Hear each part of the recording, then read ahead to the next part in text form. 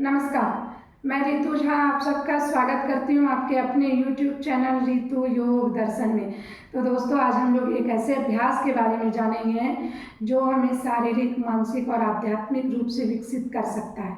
कई लोगों का ये सवाल था कि हमसे ध्यान नहीं हो रहा है। अगर आपसे ध्यान नहीं हो रहा है ना, तो इस अभ्यास को जरूर अपनाइए। वो इतना पावरफुल अभ्यास है क्या? वो अभ्यास है योग मुद्रासना। योग मुद्रासना बहुत ही पावरफुल अभ्यास है। इसे योग का पावर हाउस भी कहा जा सकता है। इसलिए कहा जा सकता है कि ये शारीरिक, मानसिक और आध्यात्मिक रूप से हमारी जो बाधा है ना विकास में, उसे दूर करती है।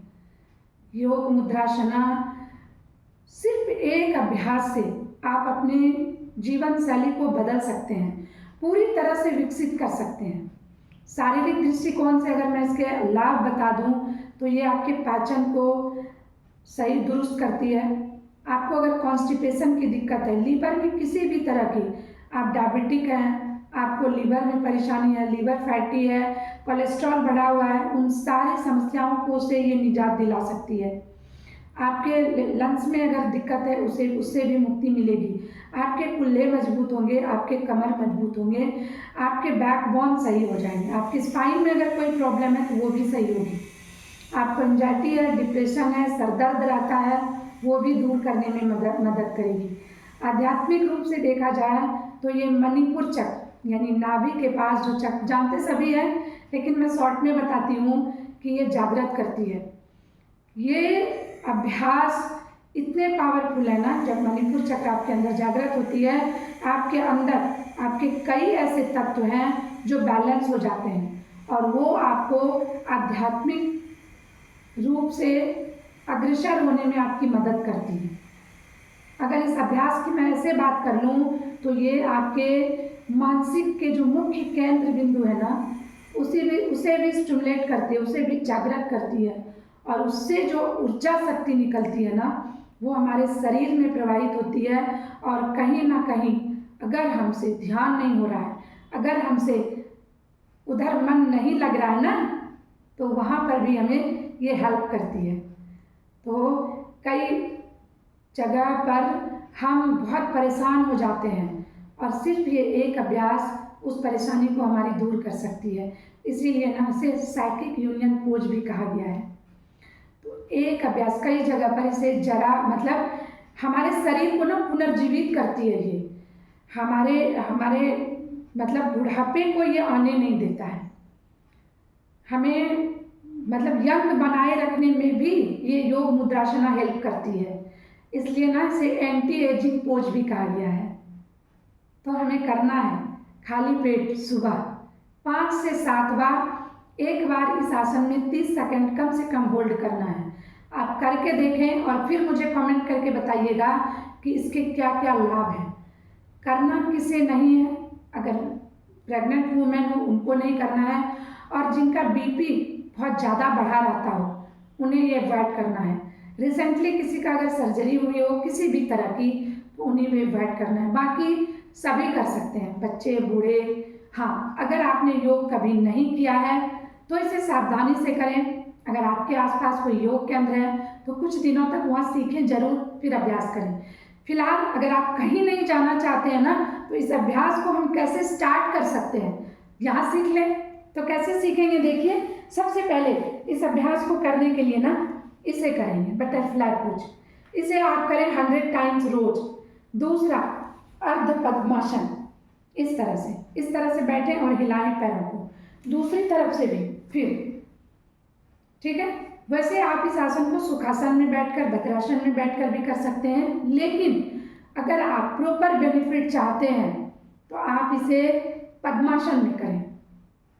तो ये 2 चीज़ें मैंने बताया जिसे आप करके इस आसन की तरफ बढ़ सकते हैं, योग मुद्रासना की तरफ। तीसरी जो अभ्यास है, दोनों पैरों को इस तरह बाहर की तरफ खोलेंगे और यहाँ पर देखिए ये अंदर रहेगी, इनहेल और एक्सेल, इस तरह से बैठेंगे, इनहेल और एक्सेल डाउन, इस तरह से आपके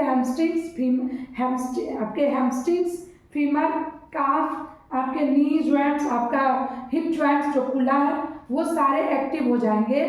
वो सारे ज्वाइंट्स जो है ना लचीले होंगे और फिर आप आसन को बहुत प्रॉपरली कर पाएंगे। तो ये हो गए। अब यहाँ से हम देखिए आसन को लगाते हैं, किस तरह से लगाएंगे। अगर आपसे ना हो तो आप पहले इस तरह से नॉर्मल भद्रासन में बैठ के, मैं साइड से दिखाती हूँ, देखिए इस तरह से बैठेंगे और लंबी गहरी सांस, कमर गर्दन सीधी, हाथों को पीछे रखकर इस तरह से झुकेंगे।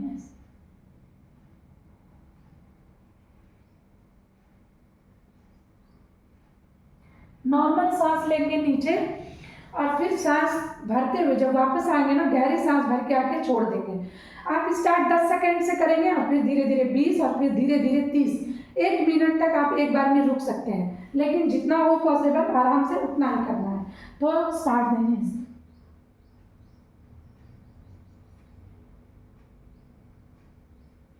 कई लोग इस तरह से झुक जाते हैं, ऐसे नहीं झुकना, इस तरह से सीधा झुकना है। ठीक है। अब देखिए पद्मासन में कैसे करेंगे वो भी मैं दिखा रही हूँ। इस तरह से पद्मासन लगा लिया, दोनों हाथ को इसी तरह से पीछे इनहेल किया, लंबी गहरी सांस भर लेंगे, कमर गर्दन सीधी करेंगे और इस तरह से।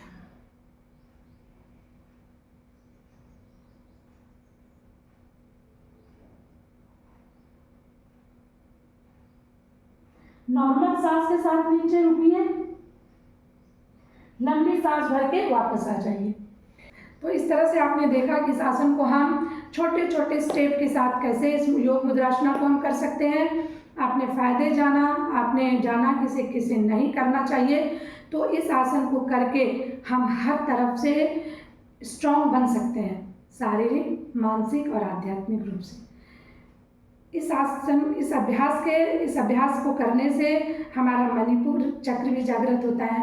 मणिपुर चक्र जागृत होने के बाद अगर शारीरिक दृष्टिकोण से बात कर लें, अगर आपको अपच की समस्या होती है, बार बार नाभि धरण टिकती है, खाने नहीं पचते हैं, आपको एनर्जी कम लगती है, क्योंकि ये ना जब जागृत रहती है तो हम जो खाना खाते हैं उसे एनर्जी में कन्वर्ट करने में भी जो परेशानी होती है ना, उसे भी दूर करने में हेल्प करती है। हमारा एनर्जी स्टोर करने में जब ये चक्र जागृत होती है तो वो हेल्प करती है।